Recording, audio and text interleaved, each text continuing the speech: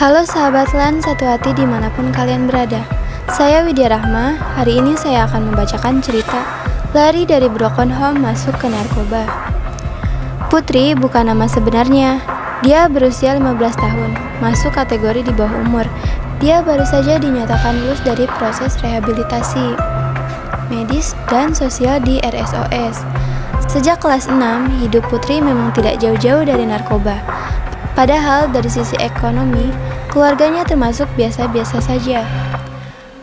Bapak dan ibunya, Yaser Arapat dan Yuli Fitria, bercerai ketika Putri masuk umur 10 tahun, saat dia masih polos-polosnya. Bahkan, dia tidak tahu alasannya kenapa ayah dan ibunya berpisah. Dia hanya ingat saat itu hubungan ayah dan ibunya tidak harmonis. Setiap hari selalu bertengkar. Saya juga tidak tahu alasannya kenapa, ujarnya dengan nada polos. Putri diasuh sang nenek. Sehari-hari nenek itulah yang mengingatkan Putri untuk sekolah, mengaji, dan beribadah. Namun perhatian neneknya terbatas. Meski sudah sepuh, neneknya masih sibuk berjualan sayur di pasar Senggol Kapas Baru. Dia berjualan mulai dini hari hingga tengah hari. Tidak ada yang bisa diajak ngobrol, ungkap perempuan yang lebih benang tersebut. Putri bingung kemana harus mencurahkan isi hatinya. Dia galau berkepanjangan. Pada saat bersamaan, teman-temannya hadir, menampung segala keluh kesahnya. Sifatnya yang tomboy membuatnya lebih senang bergaul dengan laki-laki yang tampak bukan dari kalangan baik-baik. Pergaulan itu menjadi jembatan awal Putri untuk mulai berani mencoba berbagai hal negatif, termasuk narkoba. Bocah yang menato namanya di bawah leher itu masih ingat betul bagaimana awal dirinya terjerumus ke dalam dunia gelap narkoba. Saat itu sekitar seminggu sebelum ujian akhir sekolah untuk penentuan kelulusan, ungkapnya. Ketika itu dia bersama teman-temannya menonton konser di daerah Surabaya Utara. Dia tidak menyangka teman-temannya memaksa merokok ketika pulang. Bukan rokok biasa, tetapi ganja. Narkoba pertama saya yang ngecung, sebutan dari mengonsumsi ganja, kata-katanya.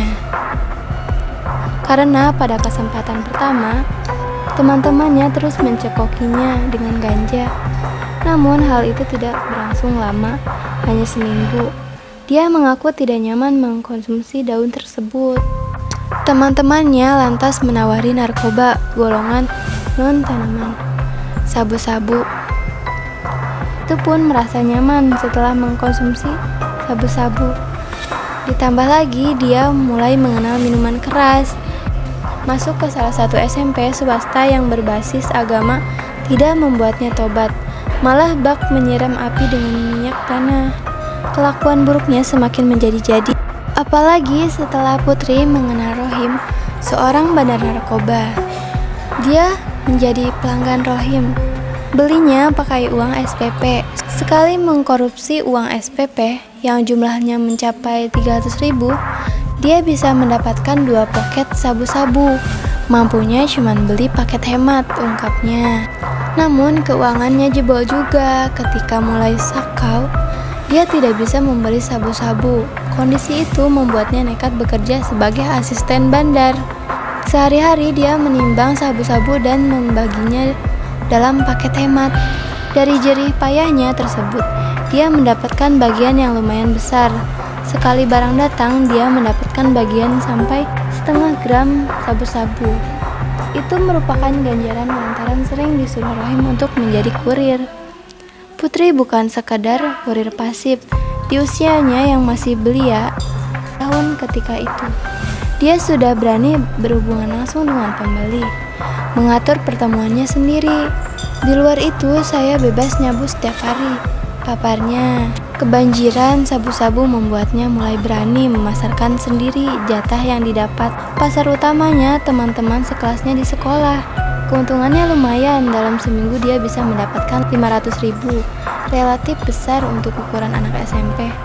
Karena sudah terlatih dan dipercaya, sering diajak ke Madura untuk ngambil barang. Ketemu bandar yang lebih besar, ungkapnya. Sejak saat itu dia putus sekolah, kira-kira masih semester genap di kelas 7. Sempat pindah sebentar ke SMP swasta di dekat rumahnya.